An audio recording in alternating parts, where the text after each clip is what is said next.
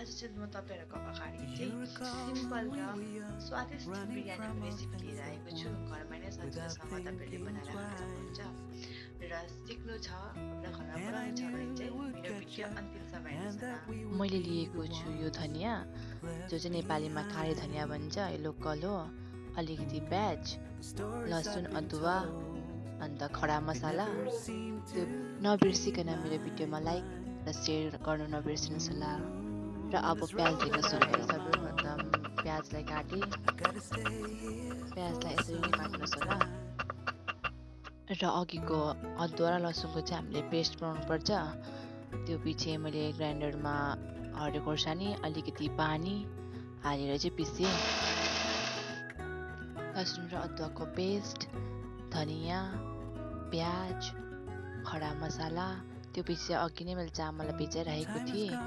चिकनमा चाहिँ हल्दी, लाल मिर्च पाउडर, धनियाँ पाउडर, अलिकति चिकन मसाला अनि जिरा पाउडर। त्यो पछि चाहिँ अलिकति त्यो अघिको पिसेको हामीले पेस्ट हाल्नुपर्छ। त्यसपछि चाहिँ हामीले घरमा बनाएको, मेरो घरमा बनाएको दही थियो, त्यो चाहिँ साह्रै नै अमिलो थियो र चाहिँ यो चाहिँ मैले कम्ती मात्रामा हालेँ। अरू बेला चाहिँ राम्रै दही छ भने चाहिँ बेसी नै हाल्दा नि हुन्छ। मैले चाहिँ अलिकति मात्रै हालेर चाहिँ त्यहाँबाट यसमा नुन एड गरेँ। त्यो पछि मैले त्यसमा अलिकति गरम मसला एड गरेँ।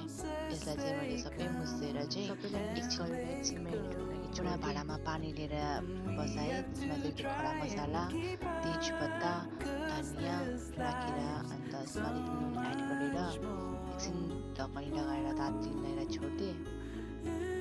पानी ताते पश्चात चाहिँ अलिकति घिउ एड गर्नुहोस्। मैले कुकरमा बनाएको कारणले गर्दा चाहिँ अलिकति प्याज हालेर त्यसलाई भुने। प्याज गोल्डन कलरमा आएपछि आइसकेको प्याज माथि मैले हालेँ, त्यो पेस्ट हालेँ। त्यसपछि सबै मसला मिक्स गरेर हालिदिएँ। सबै मसला अघि मासुमा लगाएको त्यही हो। सबैलाई मजाले भुनेर चाहिँ एकछिन मजाले भुनिकन छोडिदिएँ। 1-2 मिनट मजाले मसलालाई भुनेर चिकन एड गरेँ। म्यारिनेट गरेर राखेको चिकन भएको पनि मजाले मिक्स गरेर त्यो पछि चाहिँ मैले यसमा अलिकति खडा मसाला अन्त अलिकति नुन एड गरिसकेको थिएँ। त्यो तपाईँलाई देखाउनु पाइनँ। एकछिन यसलाई अघिको मैले मिनटको लागि हालिसकेको पानी पनि उम्लिसकेको थियो। अब यसमा अघिको भिजाएको चामल चाहिँ हामी एड गर्नुपर्छ। चामललाई हालेर यसलाई 80देखिको 90% चाहिँ पाक्नु छोडिदिनुपर्छ। र यसलाई 80देखिको 90% पाकिसकेपछि मात्रै हाम्रो बिरयानी पनि बनिन्छ टेस्टी र दामी। र अघि सबै हालेको मसालाले यसको सुगन्ध पनि मैले 5 मिनटको लागि छोडिदिएको चिकन पनि अहिले रेडी भइसक्यो। यो पनि 80 मात्रामा पाकिसकेको छ। र अब हाम्रो चामल पनि हेरौँ, चामल पनि पाकिसकेको छ।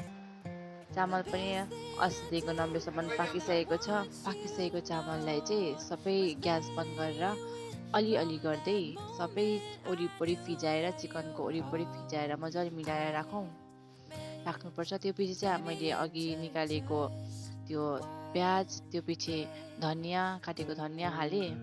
त्यो हालेर चाहिँ यो माथि फेरि मैले चामलको नै एक परत लगाएँ।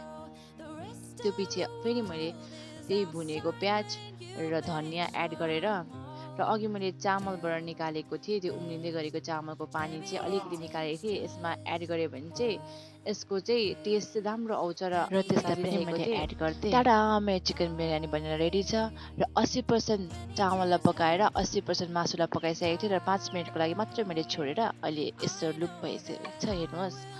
र यो खाँदा पनि स्वादिष्ट, देख्दा पनि स्वादिष्ट छ। यसको सुगन्ध पनि एकदमै राम्रो आएको छ। र हजुरहरू पनि आफ्नो घरमा यसरी नै बनाएर ट्राई गर्नुहोस् होला। भिडियो र आज तपाईँहरूलाई मेरो भिडियोमा केही राम्रो लाग्यो भने राम्रो लाग्यो भने कमेन्ट गर्नुहोस् होला। र पनि म यस्तै भिडियो लिएर आउनेवाला छु। र त्यसको लागि चाहिँ मेरो पेजमा फलो र युट्युब च्यानलमा सब्सक्राइब गर्नुहोस् होला। धेरै धन्यवाद।